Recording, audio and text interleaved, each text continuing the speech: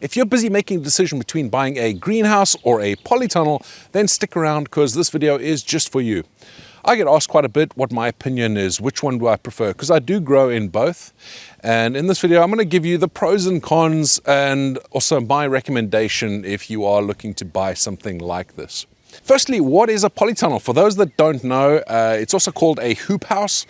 And the reason it's called a polytunnel is because it uses polythene and it's a tunnel. Now the polythene or the plastic here is pulled tight over these bars. Typically these bars are metal. Sometimes they can be plastic, but if you want this to last, I would recommend metal. This one here is pretty robust. I'm in quite an exposed area here in the UK and we get a lot of wind. So I made sure to get extra thick beams, but typically they aren't actually this thick. Now that brings me to the first pro of getting a polytunnel versus a greenhouse.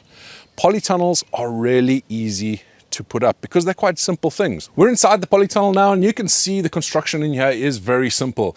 You have these hoop bars that go around and I think these ones are about every 1.8 meters.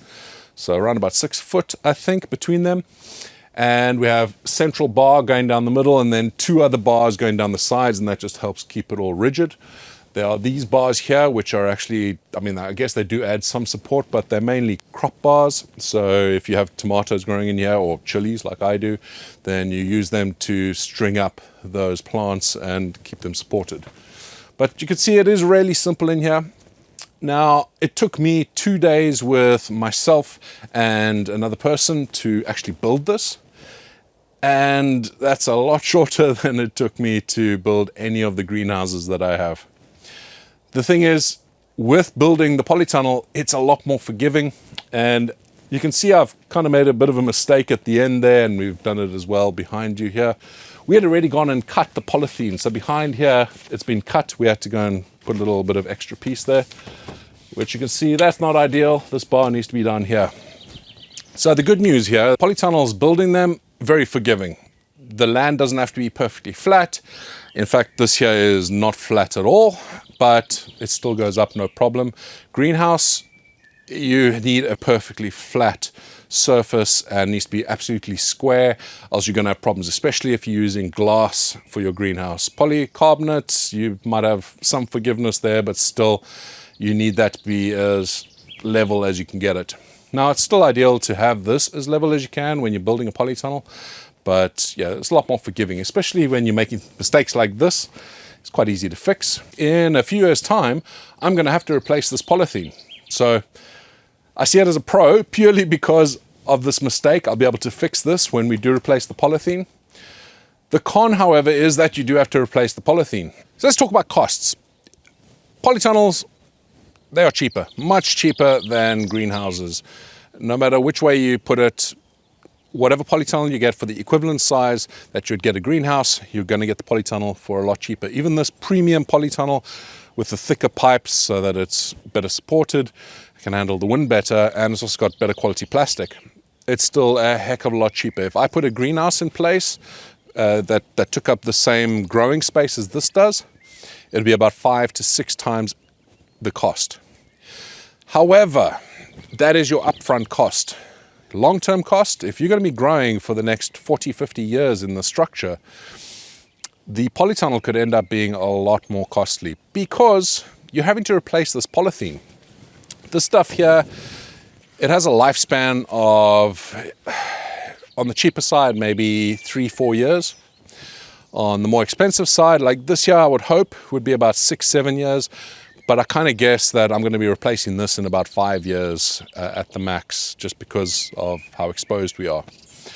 The polythene breaks down with the sun. The cheaper polythene will break down quicker, so it becomes brittle. This here is very strong. Cutting it is not an easy task, but you will be replacing that polythene. So number one, there's the upfront cost of doing that. I think to replace the polythene on this specific tunnel would cost me about, I think it's about £300 at this point. I'll put it up on the screen if it's different, if it's vastly different. But to get the sheet that I'd need to cover this over, it will cost that. And you're doing that every 5 years. And the other thing is, that's a lot of work. On the other hand, this stuff here, the glass, it should last a lifetime. Even if you're mowing your lawn and a little stone flicks out, which has happened quite a few times with me, it normally just bounces off the stuff. This is 4mm thick, toughened glass. Now you can get cheaper glass, horticultural glass, which breaks way easier. Try to upgrade to the better stuff, the toughened glass, because you'll be very thankful down the line. You don't want to be replacing this. The pros here, this ongoing maintenance and long-term costs, I would say would work out cheaper. Upfront cost, way more expensive, 5 to 6 times more expensive if you're buying a decent greenhouse. If you're buying some of the top-end greenhouses, it could be even a little bit more than that. The Polytunnel, upfront cost, very low. Ongoing maintenance, there's going to be constant ongoing maintenance. You can't just let it be. It's not going to last 20 years without you doing anything to it. It's going to need a replacement of the plastic. And that kind of brings us to another con, another pro of greenhouses versus polytunnels. If you are looking at this from an environmental perspective, CO2 emissions, that sort of thing, then your greenhouse is going to be far better for the environment than your polytunnel. Especially if you are using glass. Glass is a renewable resource, whereas plastic, not so much. So not only are you having to constantly replace that plastic, you have to figure out where you're going to throw the old plastic because it's not really useful.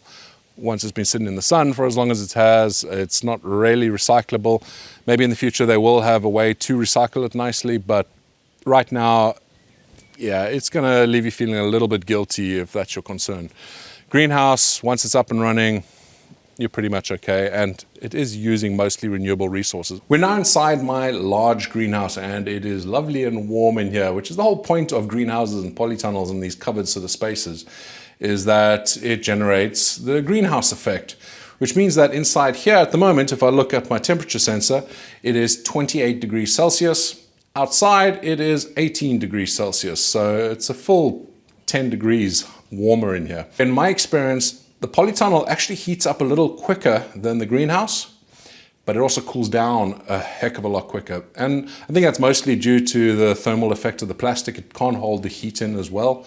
Whereas in the greenhouse, I don't know, for some reason, it tails off a lot slower when you go into the evening. So if the evening is quite a bit cooler at about 10 degrees Celsius, it'll take the greenhouse probably 3-4 hours to get to that 10 degrees Celsius, whereas the polytunnel will get there in under an hour.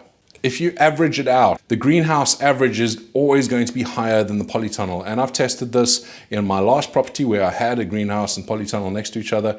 And I've also tested it out here. That's quite meaningful at the beginning and the end of the season. For spring and summer, the middle of the season, it actually doesn't matter so much.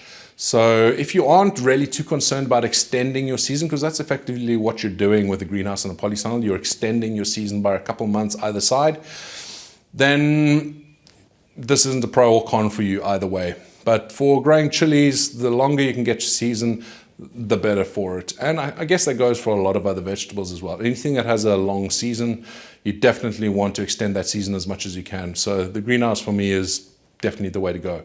I'm fortunate that I have a lot of small plants. So in the early part of the season, I actually don't need to put these plants inside the polytunnel yet because I have more than enough space in my greenhouses. And once they do start getting bigger, then of course they will move out into the polytunnel. And that's going to be in probably a few weeks' time. And by that time, that temperature differential is not actually going to matter too much. But if you only have one grow space, then you definitely want to consider going with the greenhouse rather than the polytunnel because you want to extend your season as much as you can for your plants. So greenhouses and polytunnels are really good at increasing the temperature inside the space. That's fantastic for the beginning and end part of the season to extend those seasons. However, when it comes to the middle of the season, late spring, summertime, that can be a bit of a problem because it gets incredibly hot, up to 50 degrees Celsius easily. Last year I hit 50 probably about 6 or 7 times, and that's even with the ventilation. And that's what we're talking about here, the pros and cons of ventilation. With a greenhouse, I find that ventilation is a lot easier than it is in the polytunnel. You can see at the top there are some windows that are opened up. Those are on auto vents, so it's basically a piston that has some beeswax in it, and when it warms up to a certain temperature, so I think it's around 20 degrees Celsius, that'll start opening. The hotter it gets, the wider it opens. And you can see I have the same vents up here as well. They are absolutely essential. With some greenhouses, you get them included for free. If you don't get them included for free, I would suggest going out and buying them, because it gives you a massive peace of mind. Now, the way that works is obviously it's letting out the hot air when it is below 20 degrees Celsius on a cold day, which today is actually a cold day, but inside there it's still quite warm. But on a cold day, those will close up and it'll maintain the temperature inside there a lot better. Now, when it gets really, really hot, if you have a look down there, I have some vents. So those there are louver vents, and those are lower down inside the greenhouse. I have the same thing going on in this greenhouse here. These just open up, they release air through there, and it allows that nice cool air to come in and release it at the top. So here we have a similar system with this polytunnel, and that is some vents down the side. It's controlled with this that just rolls up and down. So if I want to close up these vents in the winter time, then I'll just roll this down and it'll cover them over. I don't, however, have any ventilation at the top, so it doesn't allow the air to come out the top. But I do have 2 doors on the polytunnel, so it allows me to at least get a nice breeze through there. So with these double doors open, as well as the ones on the far end, a nice breeze can get through there, and I can keep the temperatures down quite a bit. But this here hit 50 degrees Celsius about 12 times last year, and getting it to cool down, that was not easy on the hotter days that we had. But I do have fans in there, so we do try and draw the air through. I actually put a fan against some of the side vents, and that helped pull the air through as well, but it does need some sort of vent at the top. As important as heat is to the growth of your chili plants or whatever else you're growing inside your polytunnel or your greenhouse, light is also a major factor. So the transmission of light, I find with the greenhouses obviously being clear glass, and as long as it's good quality glass, the light transmission through there is going to be far better than whatever plastic you can put on here. Now, you can get clearer plastic than that, but it's not really going to make a big difference. You're still going to get a far lower light transmission. But that's not exactly a bad thing. This here diffuses the light. So, for example, the light or the sun comes up over that side and it goes across the sky and sets down that way. Now, when that's happening, what I find when I look inside the polytunnel during the day, the light is even throughout the day. I can have a time lapse in there and you won't actually be able to tell that the sun is moving if you just look at the plants. Whereas if you do the same thing inside the greenhouse, there's a lot of shadows because it's very harsh, direct light. And the light will get shadowed by the pillars, by the beams, by the boxes, by other plants, and that sort of thing. So even though you're getting less light coming through there, I think the diffusion of the light actually allows more light to get to the plant. That's just my finding, but at the end of the day, I don't think it really matters too much, so don't let that be too much of a consideration for you unless you are growing something a bit more delicate, maybe that does need diffused light. A lot of the farmers around where I live, they actually paint their glass with this white stuff to really diffuse the light, because young plants, they can battle with too much direct sunlight. Once they're more mature, especially chili plants, then it's not a concern at all. They're used to getting as much sunlight as possible. Another pro for the polytunnel is that it is very easy to expand. This here, effectively, when I first built it, it would have been just as easy for me to double or triple the length of it. You can just extend it out by putting in more of those arches, and I could bring it all the way out here, or I could extend it backwards. So I could make that theoretically as big as I want, and it would still hold up quite nicely.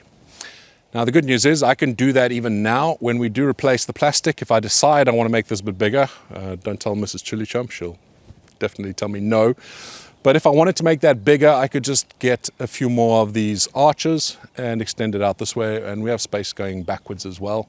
So we could definitely make it bigger fairly easily and relatively cheaply as well. However, if we look at the greenhouse here, if I wanted to expand that now, well, I would never, that there I'm never going to take apart, because it was a pain in the backside putting it together in the first place.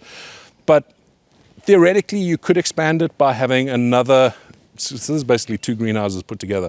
I could put another one on the left-hand side and expand it out. So if I had the space, I could do that. However, practically, I don't think that's really possible. I think when you're building it initially, I could have done that. I could have had multiple next to each other and made it bigger. But yeah, just with the cost involved would have been ridiculous. So greenhouses, that's a con. Once it's there, make sure that you get the biggest one that you can afford, and make sure it's bigger than you think you need. It doesn't matter how big your greenhouse is.